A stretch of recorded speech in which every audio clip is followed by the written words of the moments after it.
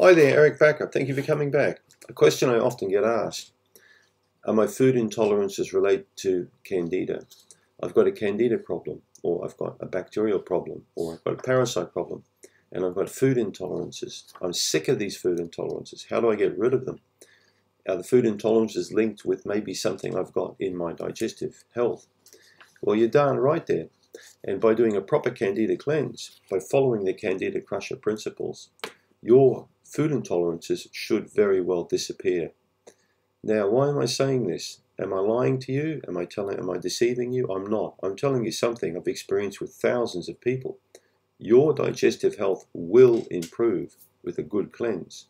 When you get the bacterial balance correct, when the microbiome pans out, when the good bacteria come up, when the Candida levels go down and are suppressed by lactobacillus especially, when the bifidobacteria become very strong and crowd out many bacteria in the colon, okay, when the mucus, the brush border membrane especially improves in the small bowel, you'll find that many foods that you previously couldn't tolerate, you'll be able to eat again. Now the crazy thing is this can happen in 14 days with some people, especially if they've got very poor upper digestive health. The people that I find can reverse food intolerances the fastest are the people with the stomach and the pancreatic dysfunction that had those problems for a long time underpinning their intolerance. Now these problems with the upper GI occurred through antibiotic use, through stress, through crappy diets, through rapidly changing diets. I've seen so many people now who swap from meat eater to vegan, from vegan to meat eater, from this eater to that eater to all these different types of eaters. They basically just chop and change all the time. I've seen people do crazy diet changes on a dime. They're eating steaks twice a day, and then 2 weeks later they're eating, quinoa patties. I'm not joking, people. I've seen people do weird things like this. So point I'm making is don't make crazy, weird, strange diet changes on a dime. Don't do things very quickly. The body doesn't like that. Do things rather slowly. Take your time with the diet change. Don't rush. It takes time for the bacteria in your gut to change according to what you're eating. It takes time for your digestive organs to develop an ability to break down foods that they previously haven't had. If you run your car on gasoline, okay, which I take it you do, you wouldn't be running on any milk or stuff like that. You'd be running on gasoline. Why would you run it on a high-grade octane gasoline and then a week later put diesel in the gas tank, and then 2 weeks later put kerosene in the gas tank, and then a month later put maybe, I don't know, some type of a nail polish remover in the gas tank? This is what people do to their stomach all the time. They put crazy things in there and they change too fast. So don't do it. It creates problems. This is how people develop food intolerances. Also, indiscriminate antibiotic use. I had a patient only a week ago, 6 months on antibiotics for a tooth that was suspect, that the dentist said. So 6 months, destroyed his gut entirely. Massive food intolerances. Don't take antibiotics. I'll say it again. Don't take antibiotics, people. Only take them in extreme circumstances. I'm going to do a video after this talking about the dire warnings now on antibiotic resistance. But I can tell you, folks, 50% of my time in the last 30 plus years in the clinic has been devoted exactly to that, repairing people's wrecked gut from antibiotics. These are a big part of many people's downfall when it comes to the digestive health.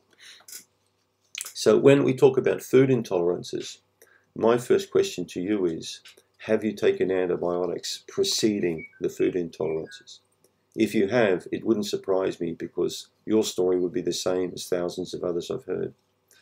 So Candida Cleanse helps with food intolerance, particularly by cleaning the gut, by helping to eradicate the gut of unwanted pathogens. Okay, so these are bugs that are there either by default or they've come in because the gut was weak, and they create this huge imbalance. Try and see your gut as a really big railway station with tens of thousands of people walking around and commuting, in that particular area. Now, in most railway stations, everything works perfectly fine, but then every now and then something bad happens, doesn't it? We get a bad guy in there. We get a guy doing bad stuff, pushing people in front of trains, or, all these dumb things that people do. Terrorist attacks, you know what I mean? All sorts of stuff. And the same happens in the gut. We're going to get the occasional bad guy in there, pushing people around, doing bad things. These things need to be taken out. We've spoken enough about stool testing. Stool testing is a great way to assess the gut to determine what your load is and where the attention needs to go to. This is a very good step in the direction for solving food intolerances, is finding out what kind of problem is wrong with the gut. By correcting that problem, you'll generally find the food intolerance will go away. Now, I don't care whether it's a gluten intolerance, whether it's a milk intolerance, or what intolerance it's got.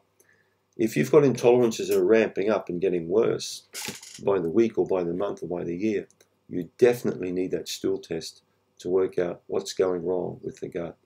Right? When you correct the problem, the food intolerance goes away. I do not believe for one moment that you are a kind of person that will need to stay on XYZ food. You have to stay away from that food for the rest of your life. I've never believed in that. And I've always proven the point with many people that they could go back to things that they really like to eat, but they couldn't. And also remember, I'm not a big fan of telling everybody that gluten is a poison, because I really don't believe it is. For some people it is. I've got no doubt for celiacs and maybe for Hashimoto's patients, autoimmune people. For certain people, gluten is definitely not a good food. But you can't tell me that everyone on this world, has to avoid gluten because it's radioactive. I don't buy that for 1 minute. And it's the same with many other foods that we're told to avoid, all right? And you won't find that kind of talk on this channel, this extreme kind of talk. You must avoid this food. I don't work like that with people. I prefer to sit back and watch people eat, correct their gut function, and then watch how their gut tolerates the foods they previously couldn't. And you know what? In many cases, they can go back to those foods, and possibly you can too. So, to summarize, will a Candida cleanse help with food intolerances? Absolutely, and it can help you too. Thanks for tuning in.